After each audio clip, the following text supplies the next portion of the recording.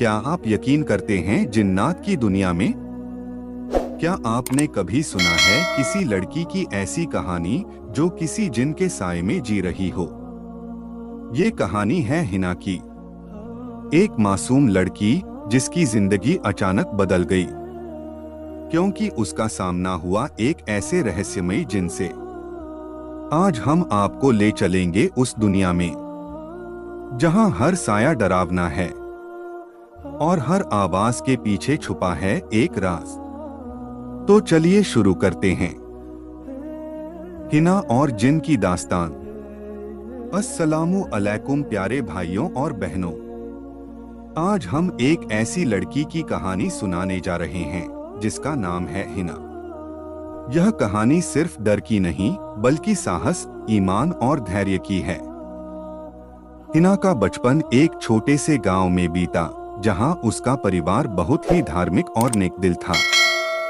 उसके माँ बाप मेहनती थे और हमेशा बच्चों को इस्लाम की सही शिक्षा देने में लगे रहते थे।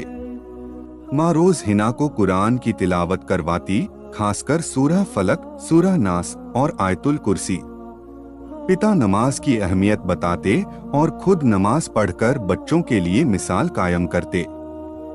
घर का माहौल बहुत ही ईमानदार और दुआओं से भरा था। हिना को बचपन से ही दुआ का महत्व बताया गया था। वह थोड़ा डरपोक जरूर थी, लेकिन माता पिता की दुआओं और तालीम ने उसके दिल में ईमान की ऐसी दीवार खड़ी कर दी जो किसी भी डर को दूर कर सकती थी।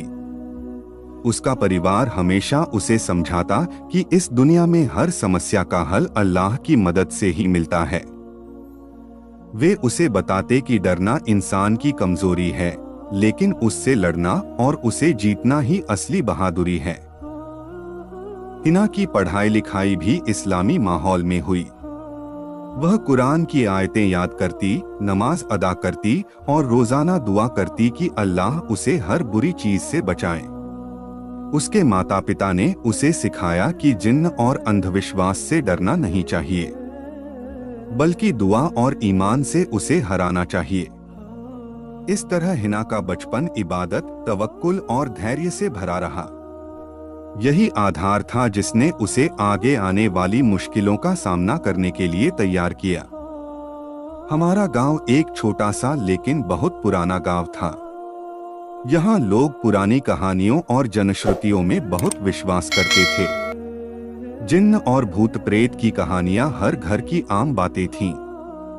शाम होते ही गांव के बच्चे घरों में बंद हो जाते और बड़े लोग एक दूसरे से डरावनी घटनाओं के किस्से सुनाते।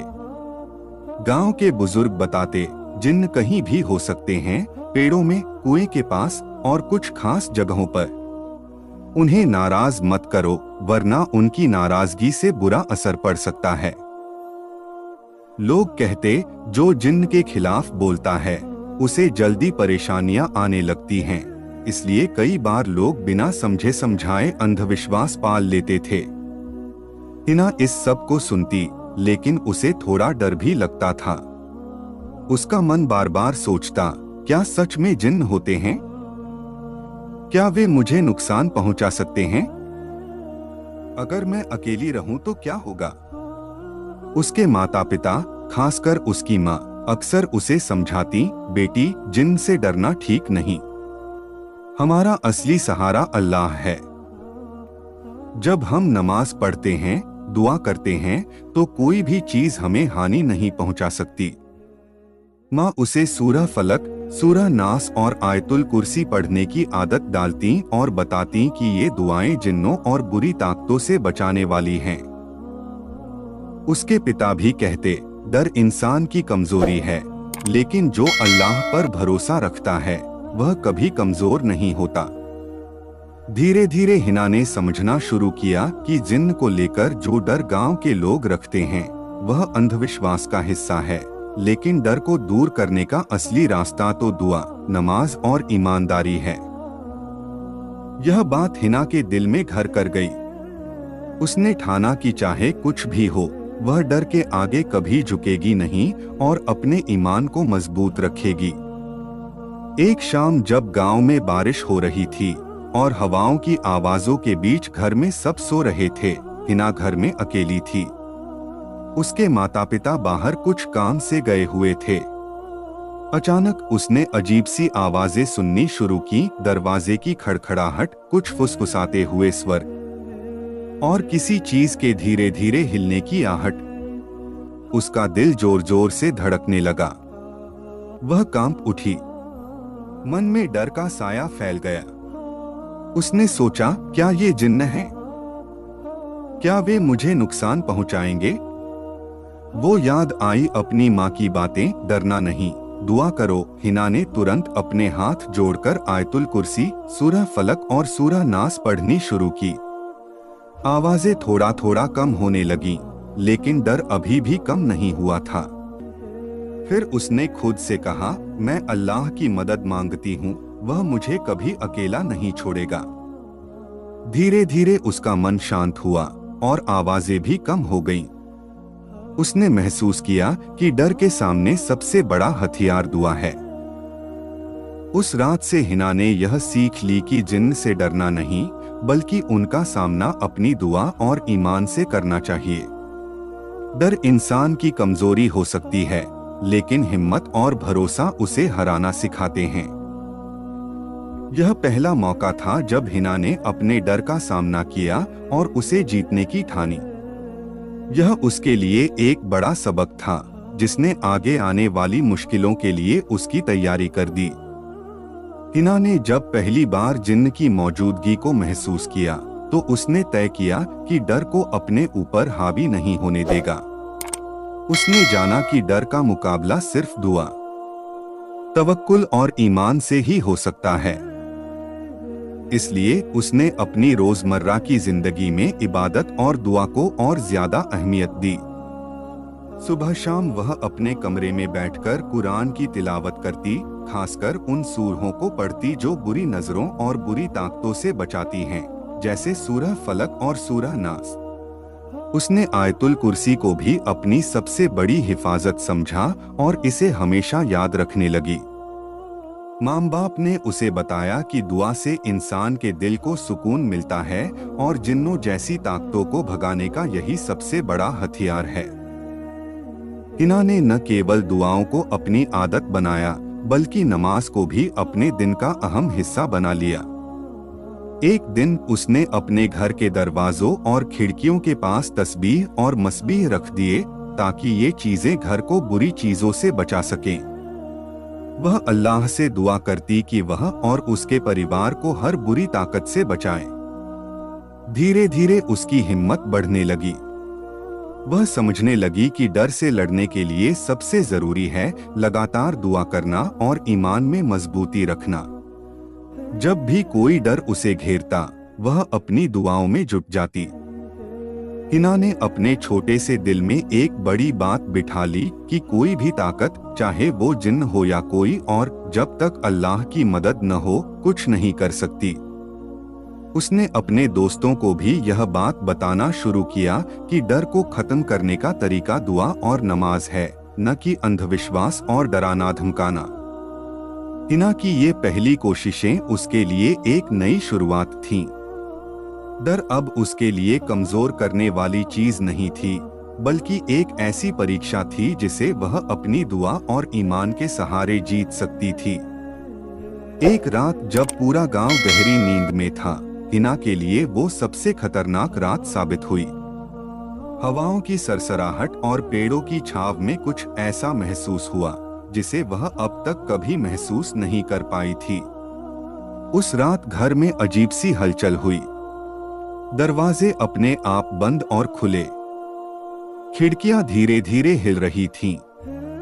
हिना का दिल तेजी से धड़क रहा था, लेकिन वह डर के सामने घुटने नहीं टेढ़ना चाहती थी।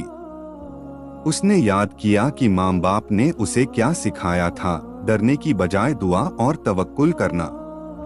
उसने तुरंत अपनी तस्बीह पकड़ ली और जोर जोर से आयतुल कुर्सी पढ़नी शुरू कर दी। उसके होठों से सूरह फलक और अन्नास के शब्द निकल रहे थे। उसकी आवाज में एक अजीब सी ताकत और विश्वास था। जैसे जैसे उसने दुआ पढ़ी, वह महसूस करने लगी कि उस अंधेरे और डरावनी हवा में कोई नकारात्मक ताकत है, लेकिन वह उसकी हिम्मत को कम नहीं कर सकती। उसकी आवाज मजबूत होती गई और एक बार फिर उसने खुद से कहा, अल्लाह मेरा सहारा है, मैं कभी अकेली नहीं हूँ। आखिरकार उस रात जिन्न ने हिना के सामने प्रकट होने की कोशिश की। एक छाया सी उसके कमरे में दिखी, लेकिन हिना ने डरे बिना अपनी दुआ जारी रखी। उसकी आवाज में ऐसा विश्वास था कि वह छाया धीरे धीरे पीछे हट गई और गायब हो गई।